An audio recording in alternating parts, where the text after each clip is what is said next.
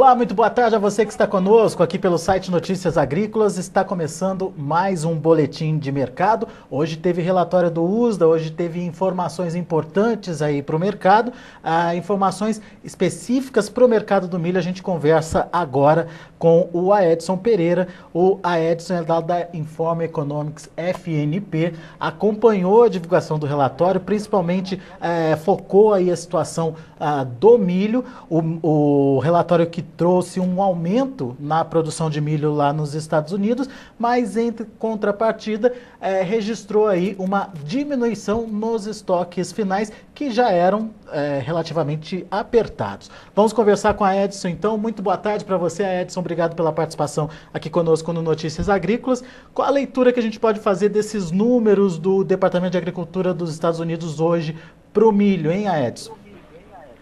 Especificamente a gente pode começar, né, que o grande fator que surpreendeu um pouco o mercado aí foi a perspectiva de estoques aí abaixo do que se esperava, né? Até então o mercado acreditava uma redução no número final aí que o EG poderia ter adotado com relação à produção norte-americana, mas seria minimizada essa produção com a redução nas exportações dos Estados Unidos, né, com a participação de outros países que estão com, digamos assim, um excedente um pouco melhor de oferta de milho, né, que viraram players mais participativos com o problema que os Estados Unidos vivenciou em 2012. Porém, a surpresa maior foi a redução dos estoques, exatamente como você havia frisado. O mercado aguardava uma produção, um estoque final, né, de passagem aí para a temporada 12/13 em 16,95 milhões de toneladas, né, mesmo com ajuste na produção aí, mas o que o EG fez? Ele elevou a produção norte-americana, né, o último número que ela está oferindo, ele elevou a produção e aumentou, né, o consumo doméstico, que resultou aí no estoque mais apertado, em 15,3 milhões de toneladas. Passa-se aí a se confirmar o estoque mais baixo nos últimos 17 anos, né? Os Estados Unidos nunca vivenciou uma situação dessa.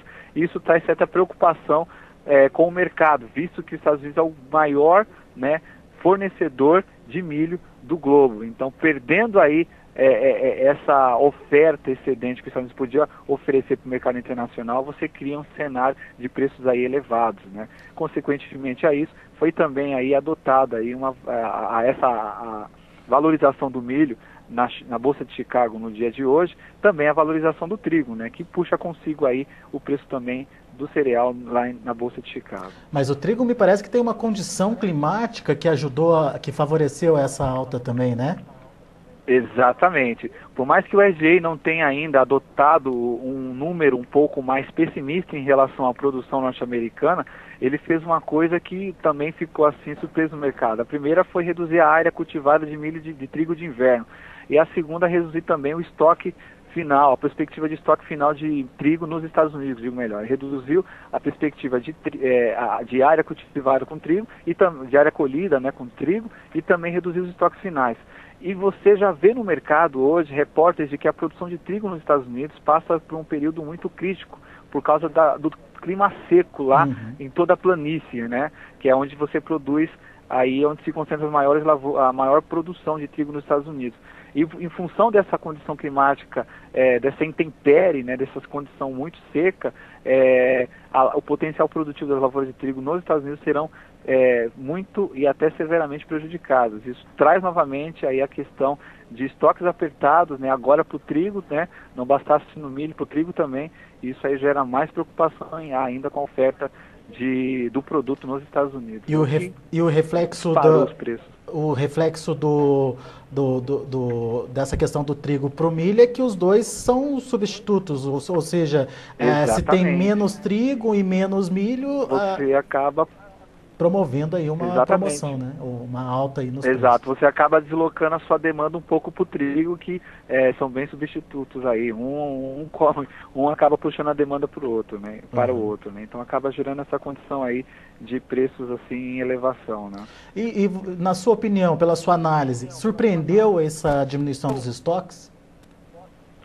Olha, em parte sim, porque o que acontece? Por mais que se acreditava em um aumento na produção, uma redução, digo melhor, na produção de milho nos Estados Unidos, né, porque produtores assim que conversaram com o mercado, deram opiniões e tudo mais, falaram que a produção norte-americana foi sim muito prejudicada. Então, possibilidade de que o USDA fizesse um ajuste negativo na expectativa final de produção de milho era muito mais notória, né? Muito mais palpável pelo mercado. E, consequentemente, uma redução nas exportações. Você ia equalizar um pouco a situação de oferta e demanda nos Estados Unidos, que ainda favoreceria uma condição de estoque não em níveis ao que foi projetado no mês de dezembro, né, em 16,40, 16,5 milhões de toneladas, né.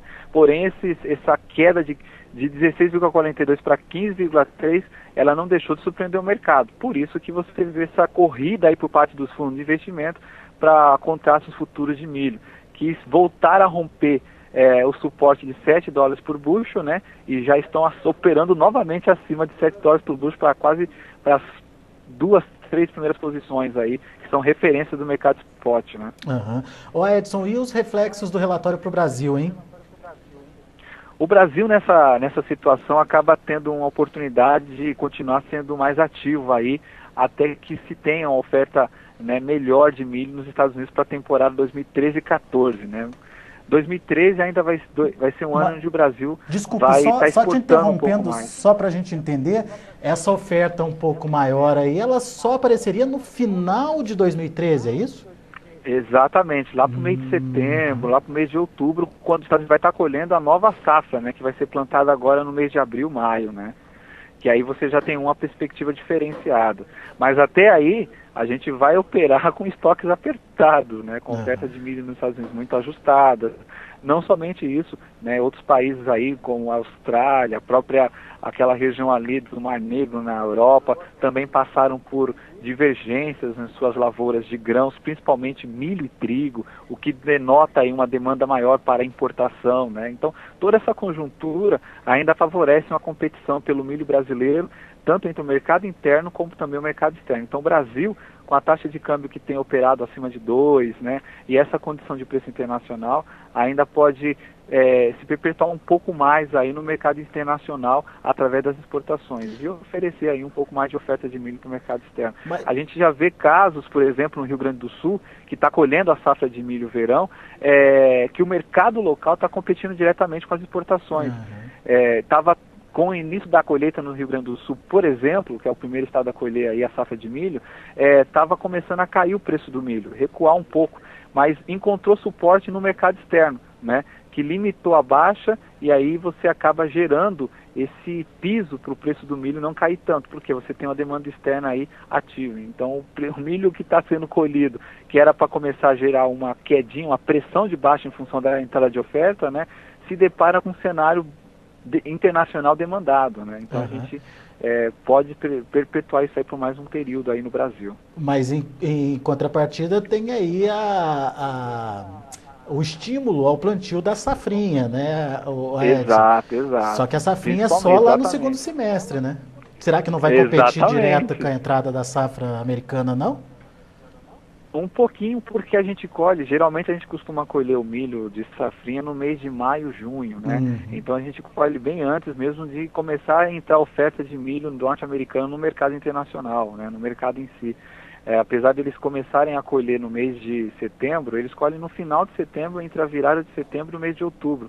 Então, de junho até outubro, até, digamos, novembro, o Brasil pode estar ofertando cada vez mais oferta de milho para o mercado. Mas aí vai depender do que a gente vai ter de resultado na safrinha, né?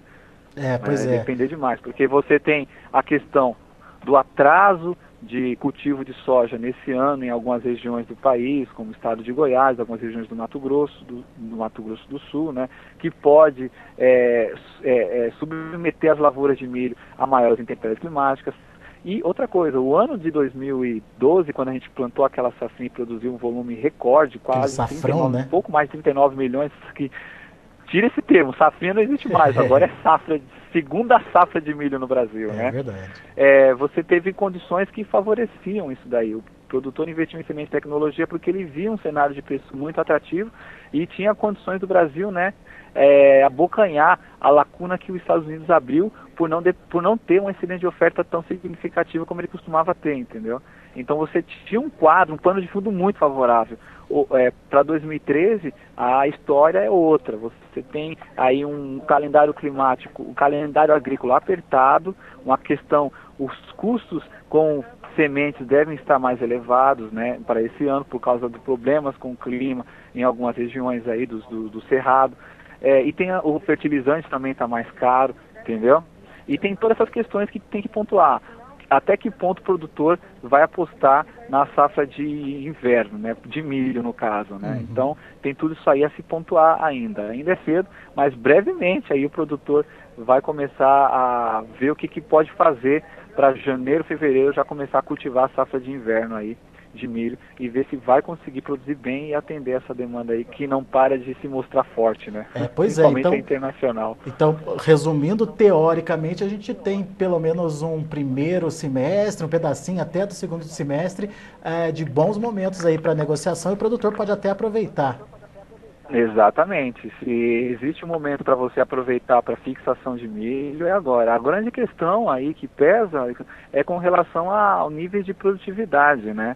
Como você tem um calendário apertado, aquela coisa, você tem que atuar de olho no preço, mas também de olho no que você pode conseguir ofertar do seu potencial das lavouras, né? Então tem todas essas questões a se pesar, então. Não adianta você conseguir fixar um volume significativo da lavoura se você está sujeito a uma intempérie climática. Tem isso aí que o produtor também tem que considerar quando ele for fazer as operações.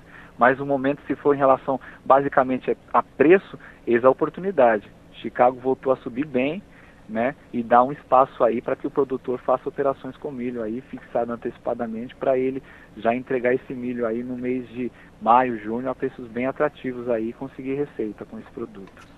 Muito bom, Edson, muito obrigado mais uma vez pela sua participação conosco aqui no Notícias Agrícolas. O Edson Pereira é lá da Informa Economics FNP, trazendo as informações, repercutindo com a gente aqui os números do Departamento de Agricultura dos Estados Unidos, do relatório de hoje divulgado pelo departamento. Volte sempre, viu, Edson? Obrigado pela atenção aí, boa noite para todos. Boa noite para você e até a próxima.